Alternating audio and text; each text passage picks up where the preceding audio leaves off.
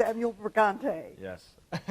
Welcome to Dallas. Thank you. It's good to be here. We're just thrilled to have you here. Tell me, what is the most interesting thing about playing Johnny Castle? I mean, for one, it's an iconic American role that Patrick Swayze created masterfully, I'll say.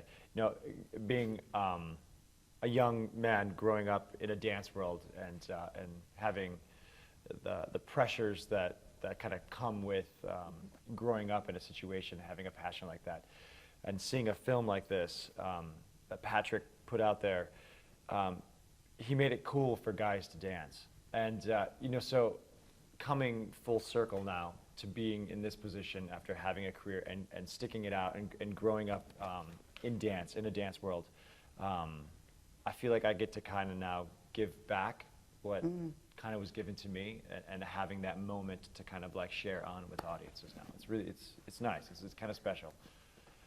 What's the most interesting part of this role? You know, I think for me, dynamically as a dancer, you know, with a role like this and putting it on stage, there's so much dance that's involved, and with this character, and being masculine and strong, and being able to like enjoy commanding that stage. And I think nightly, that's the energy and that push that you get, and that the audience kind of gives back, and that back and forth take that kind of drives it. Which is Interesting. Nice. In the last century, many times a Broadway show would be made into a movie. Right. And now it's the exact opposite. Yeah. What's your opinion of that process? You know, the process is the process. I think anything that brings people to the theater, or anything that showcases something good, or some great story, or some wonderful piece of art, is a nice experience that way to kind of share. Whether, you know, where it starts or where it goes is kind of irrelevant in some ways. Yeah. Okay, now we want to find out about you. Yes. Where are you from? I'm originally from Milwaukee, Wisconsin, and born and raised. I left when I was 16, and I went to Russia and studied at the Bolshoi Ballet in Gosh, in we've Moscow. heard of that. What's that? We've heard of the Bolshoi. Yeah. It was a long year. It was really, really hard. And I think being an American, you know, young American boy going into such a different culture and a different way of working, kind of shed light on the disciplines that kind of come with such a perfectionist art. So, How's your Russian? not so good. It's been a long time. Well, that's a big adjustment. Moving from, I met a dancer who was from South America who had come to North America, and his comment was, at least he got to say it in the same hemisphere. So, There you go. so you change languages and Yeah. everything Yeah. else. I mean, within ballet, it's a lot. You know, it's the terminology is very Yes, universal, yes. so you can follow A ballet plie class is a anywhere you are. plie is a plie. Yeah. So that's Yeah. true. Yeah. How did you audition for this role? Tell us that.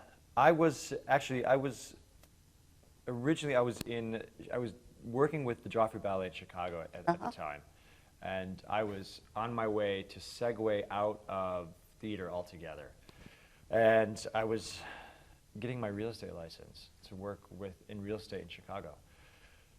I have a friend that was doing the Toronto version of this show, and who was playing Penny, and she had said, you know, you'd be really, really great on the show. I think you should, you know, possibly audition. I had put it off. No, you know, I'd committed to leaving the stage, and it kind of came back around full circle. Now here we go, and ended up auditioning, and one thing led to another, and here we are back on stage. And Dirty Dancing kind of is the show that kind of brought me back into it. And I had done this in the West End. I played Robbie originally and covered Johnny. And so when they brought this version to the States, they had asked if I would play the role of Johnny. It's being in the right place at the right time. Yeah, absolutely. What about your singing? Did you study singing? Or? I did. You know, I don't sing now. I mean, I did ensemble stuff with Billy Elliot. I was in the first National Billy Elliot in the Toronto company. But when I was a child, my first professional union gig was with the Florentine Opera in Milwaukee.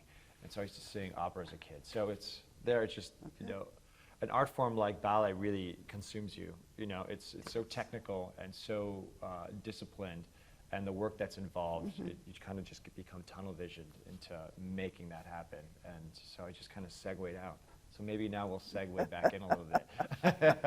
Well, did you ever get your real estate license? I did, yeah, of course. Oh, yeah, so yeah. you can dance your way to lots of commissions. Yeah.